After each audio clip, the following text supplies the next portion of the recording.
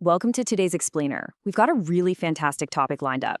Today, we're actually embarking on a journey to decode our own minds, and we're going to do it through the practice of dream journaling. We'll be pulling our insights from a deeply comprehensive source text called 12 Steps to a Good Life. And what's so cool is that this material frames the act of sleeping and dreaming as way more than just a biological necessity. It's framed as a literal window into your inner world. So if you've ever felt like you're searching for an answer in your life that's just kind of sitting out of reach, this explainer is absolutely for you. We're going to see exactly how just grabbing a pen and paper first thing in the morning can completely revolutionize your understanding of yourself. Here is the quick roadmap for our journey today. First up, the hidden unconscious mind. Then, the bedside window. Third, we'll look at the realities of dream catching. And finally, uncovering meaningful themes.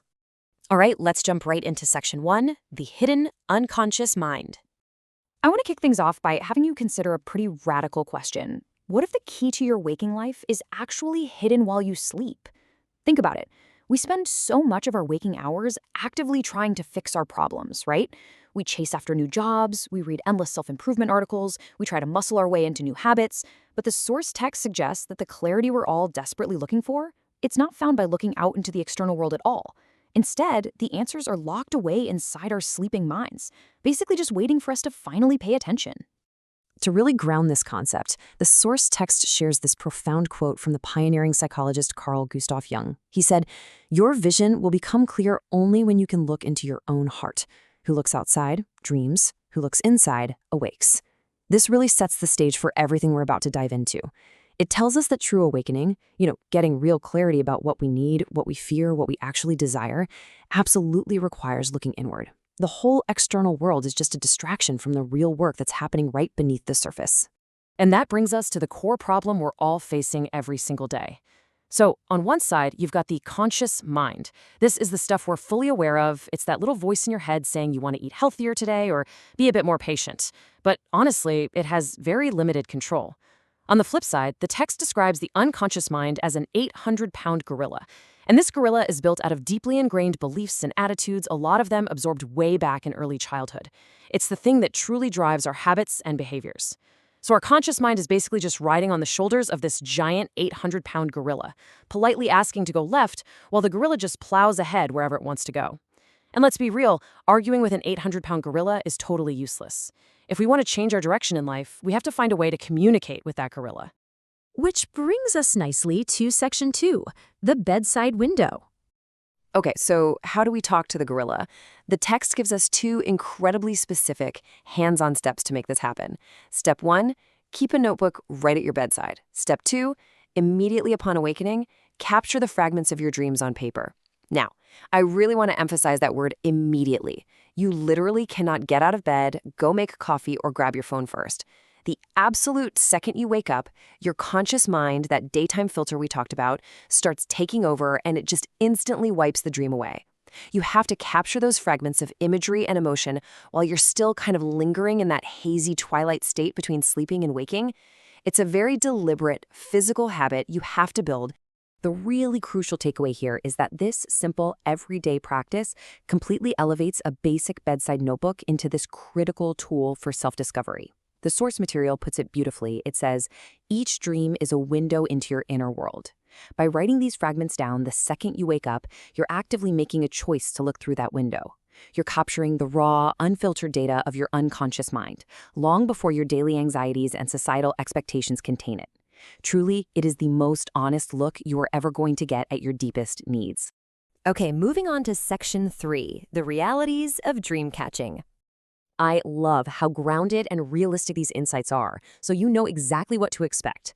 First off, recalling dreams takes practice. If you wake up tomorrow morning with your notebook ready and you remember absolutely nothing, that is perfectly fine. Secondly, you're never going to capture all of your dreams. Perfection is definitely not the goal here. Just catching tiny fragments is totally enough. But the text promises that as you persist with this, it adds some really fascinating new dimensions to your life. You'll even find that you can revisit these dream settings during periods of waking meditation or what the text calls inner focus. Essentially, it just massively expands the entire landscape of your mind. Now, to help us manage our expectations even more, the source material actually categorizes our dreams. Because when you start writing everything down, you might start panicking, thinking every single tiny detail is some profound life-altering metaphor. The text totally saves us from that trap. It points out that a lot of dreams just fall into the trivial category. That's just your brain doing routine housekeeping, just rehashing the boring, mundane events of your day. But then interspersed with those, you will capture the insightful dreams. These are the big ones, the ones that give you incredible insight into important events, deep emotional struggles, and deeper realities. Knowing that both types exist is so helpful because it stops us from overthinking the trivial stuff and lets us focus on identifying the truly profound messages. Let's move to our final section, Section 4, Uncovering Meaningful Themes. The source text really wants to empower you here with a golden rule. Dreams are extremely personal, and you can interpret them better than anyone else. Period. You don't need a mystic, and you definitely don't need to strictly rely on some online dream dictionary to tell you what your own mind is trying to say. While outside resources can be, a little helpful sometimes, your unconscious mind uses symbols and feelings that are uniquely tailored to you. You are the ultimate authority on your inner world, so trust your own intuition when you're flipping back through your journal. Let's look at the actual timeline for this habit, because it really shows why persistence is the name of the game. On night 1, you might literally just scribble down tiny, confusing fragments.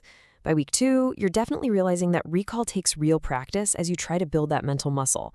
But you've got to stick with it, because right around month 1, the text notes that meaningful recurring themes are going to start popping up. You'll begin noticing the exact same emotions, the same lingering fears, or the same scenarios repeating over and over. And by year 1, you will have gained massive insight into your waking life. You'll finally start to understand what that 800-pound gorilla actually wants, which means you can finally align your conscious goals with your unconscious needs. It's a real game changer. As we wrap up this explainer, I want to leave you with this absolutely brilliant and poetic observation from Paracelsus, which is featured in the source material. That which the dream shows is the shadow of such wisdom as exists in man. We do not know it because we are fooling away our time with outward and perishing things. Isn't that beautiful? It's a powerful reminder that we already possess incredible wisdom deep inside of us. The only problem is that the noise, the daily stressors, and all the endless distractions of waking life just completely drown it out. Setting up that dream journal is how we finally turn down the volume on the world and listen to our own inner wisdom. Which brings us to the very end of our explainer today, and I want to leave you with one final provocative question. What will your inner world reveal to you tonight? The answer is literally just waiting for you. All it takes is the courage to actually look and having a notebook by your bed. I highly encourage you to grab a pen, set it on your nightstand right now so it's ready tonight, and begin this incredible journey of self-discovery. Thank you so much for joining me to explore this fascinating material, and hey, happy dreaming!